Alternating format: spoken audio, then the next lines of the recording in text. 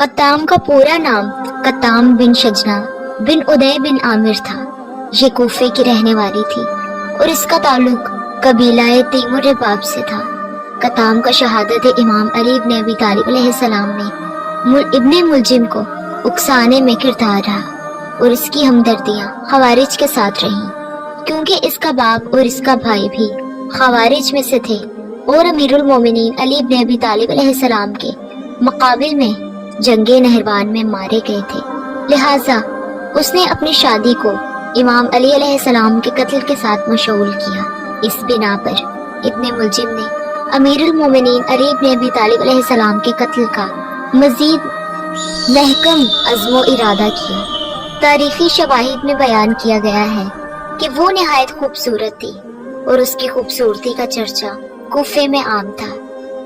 इब्ने अब्दुल बस्त अल-इस्तियाब बयान करता है कि कत्ताम को हसीन व जमील खातून समझते हैं और वो इसी की वजह से मशहूर थी। इसी तरह तारीख़ तिबरी में भी मौजूद है कि कत्ताम अपनी खूबसूरती की वजह से मशहूर थी, यहाँ तक कि जब इब्ने मुलजिम ने उसे देखा तो दम बखुद रह गया। बलामी ने उसे कूफे की खूबसूरत तरीन औरत कहा है, जबकि मसूदी और इब्नुल फर्द अस्फहानी ने उसे अपने जमाने की ज़ेबा तरीन खातूनों में शुमार किया है और बयान किया है कि इब्ने मुलजिम ने जब कत्ताम से मुलाकात की तो उसके हुस्न पर फरिफ्ता हो गया और दम बखुद रह गया।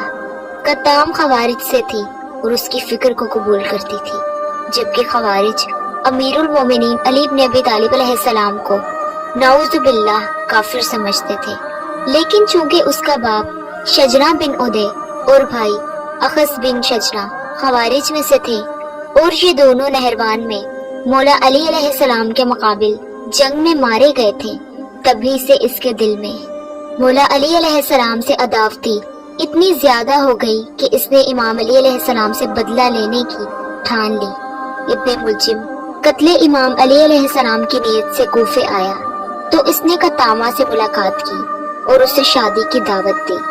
बहरहाल कत्ताम ने उसे शादी की कुछ शराइत दी। उनमें से एक शर्त अली इब्ने अबी तालिब अलैहिस्सलाम को कत्ल करना था। एक रिवायत के मुताबिक इब्ने मुलजिम ने इमाम अली अलैहिस्सलाम को कत्ल करने से पहले उससे शादी की और 3 रातें उसके पास रहा।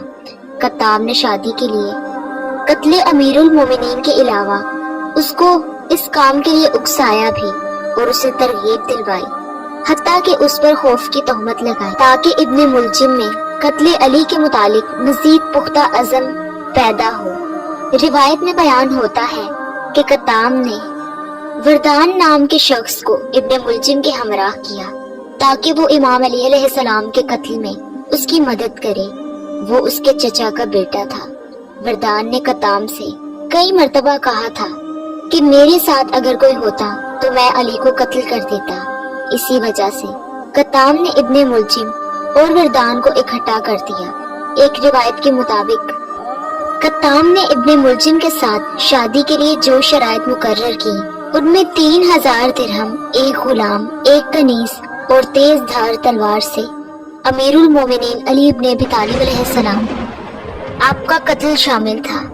उसके अलावा वो फहाशा और खुद फरोश औरत उसके लिए शराब लाई और इब्ने मुलजिम मस्त हो गया और फिर कत्तामा के पांव पर गिरा और उसके विसाल की ख्वाहिश की।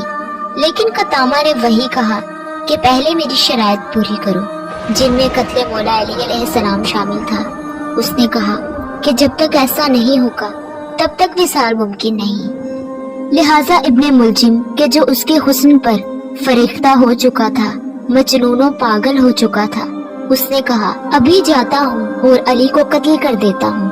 कत्ताम ने कहा कि इस तरह नहीं, बल्कि कत्ल के लिए मुकद्दमात जरूरी पेश है। उसने इब्ने मुलजिम की तलवार ली और 1000 दिरहम से उसे तेज करने के लिए दिए और 1000 दिरहम उसे जहर आलूद करने के लिए दिए। इब्ने मुलजिम ने वही किया कि जो कत्ताम ने उसे करने के लिए कहा था। उसने 1000 दिरहम की तलवार खरीदी और 1000 दिरहम का जहर मुहैया किया और कई दिन तक उस तलवार को जहर में सुलगाता रहा, यहाँ तक कि 19वीं रमजानुल मुबारक के शब मस्जिद कूफा में आकर लेट गया। جس وقت امام علی علیہ السلام مسجد کوفہ میں نماز پڑھانے کے لیے داخل ہوئے، ابن ملجم اپنی تلوار کو چھپا کر الٹا لیٹا ہوا تھا۔ امام علی علیہ السلام نے اور دوسرے لوگوں کی طرح اسے بھی نماز کے لیے جگایا، اور جس وقت آپ نے نماز پڑھانی شروع کی تو دوران نماز سجدے کی حالت میں گئے، تو اس وقت اس ملعون نماز کے صف میں سے نکل کر امام کے سر پر اس طرح سے وار کیا کہ مولا علی علیہ السلام کی پیشانی خون میں غلناک ہو گئی۔ خدا کے معتمد اور رسول اسلام کے امین، فرشتوں کے امیر، جنگ احد میں جس علی کے لیے لا فتح الا علی، لا سیف الا ذوالفقار کا نعرہ بلند کیا گیا، وہ علی محراب مسجد میں شہید کر دیا گیا۔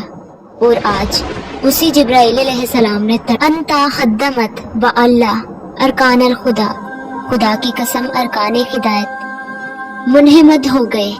ادھر ضربت لگی اور علی جیسا عبادت کرنے والا پکارا، وَأُذْدُوا بِرَبِّ الْكَعْبَةِ، رب کعبہ کی قسم میں کامیاب ہو گیا۔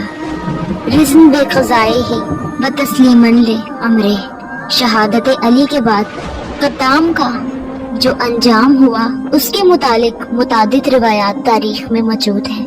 ان میں سے ایک روایت کے مطابق قطام حضرت علی علیہ السلام کی شہادت کے بعد مصر فرار کر گئی، لیکن عمر و آس کو اس چال سے باخبر نہ کرنے کے جرم میں گرفتار کیا گیا اور زندان میں ڈال دیا گیا، لیکن وہاں سے بھی قطام اپنی چال بازی سے زندان سے فرار ہونے میں کامیاب ہو گئی۔ فرار ہو کر وہ دمشق روانہ ہو گئی، لیکن راستے میں ماری گئی اور اس کا سر تن سے جدا کیا گیا اور اس کا وہ سر مصر بھیجا گیا۔ عمر و آس نے اس کے قاتل کو 1000 درہم انعام دیا، لیکن اس کے علاوہ دیگر روایت کے مطابق بدھ کی رات 19 آ پہنچی۔ ابن ملجم شبیب اور وردان کے ساتھ قطامہ کے پاس آیا۔ اس ملعونہ نے ریشم کی چند پٹیاں منگوائیں اور ان تینوں کے سینوں پر مضبوطی سے باندھ دی اور زہر آلود تلواریں ان کے ہاتھوں میں پکڑا دی، اور کہنے لگی کہ جوان مردوں کی طرح وقت کو غنیمت سمجھنا، اور جب وقت آئے تو اسے ہاتھ سے نہ جانے دینا۔ وہ تینوں اس ملعونہ کے خیمے سے نکلے اور اس دروازے کے سامنے بیٹھ گئے کہ جس سے مولا علی علیہ السلام مسجد میں داخل ہوا کرتے تھے، اور آپ کے آنے کا انتظار کرنے لگے۔ ان لوگوں نے اشد ابن قیس کو بھی اپنے ارادے سے باخبر کیا تھا، اور اس نے بھی اس کی مدد کی حامی بھر لی تھی۔ اب جب 19ویں کی رات آئی تو وہ بھی اپنے وعدے کے مطابق ان کے پاس آیا، اور حجر بن ادے جو کہ بزرگ شیعوں میں سے تھے اس رات مسجد میں موجود تھے۔ اب جب ان کے کانوں تک یہ آواز آئی کہ اشد کہہ رہا ہے کہ ابن ملجم اپنے کام میں جلدی کرو اور اپنی حاجت فوراً پوری کرو، صبح ہو رہی ہے ورنہ رسوا ہو جاؤ گے۔ حجر نے اس بات سے ان کا مقصد سمجھ لیا اور اشد سے کہا کہ اے ایور یعنی بھینگے، کیا تم لوگ علی کو قتل کرنا چاہتے ہو؟ پھر فوراً ہی حضرت امیر المومنین علی ابن ابی طالب علیہ السلام کے گھر کی طرف دوڑے تاکہ انہیں ان کے ارادوں سے باخبر کرتے۔ بس اتفاقاً حضرت دوسرے دروازے سے مسجد میں تشریف لائے۔ جب تک حجر آپ کے گھر گئے واپس آئے کام تمام ہو چکا تھا۔ یہ جب مسجد میں آئے تو لوگوں کی آواز سنی کہ وہ امیر المومنین پہ حملہ ہونے اور سر مبارک کے شگافتہ ہونے کی خبر دے رہے۔